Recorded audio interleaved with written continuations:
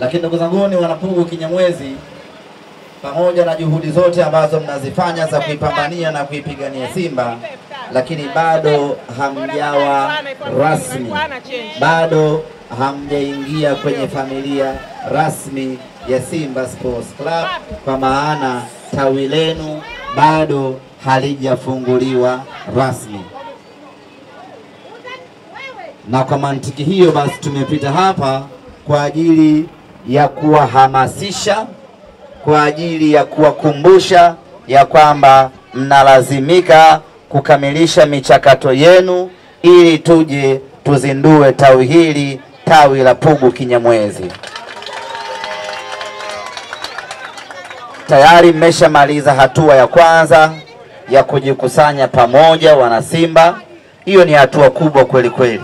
Hatua ya pili ni kuenda kujiandikisha kwenye benki zetu ambazo tumeingia nazo ubia, either CRDB ama NMB, mpate kadi ili muwe mashabiki rasmi. Tayari mmeshajenga kizimba chenu, hongereni kwa hilo. Kilichobaki ni ofisi tu. Kwa hiyo tukamilishe hizo hatua chache ambazo zimebaki. Mwakani Mwenyezi Mungu akijalia, tuje tufanye uzinduzi wa tawi la Pugu Kinyamwezi. Na kwenye mechi ya pili ya hapa nyumbani ya ligi ya mabingwa Afrika, ambayo itakuwa ni mechi ya tatu ya hatua ya makundi, uzinduzi wake wa hamasa tuje tuufanyie hapa Pugu Kinyamwezi.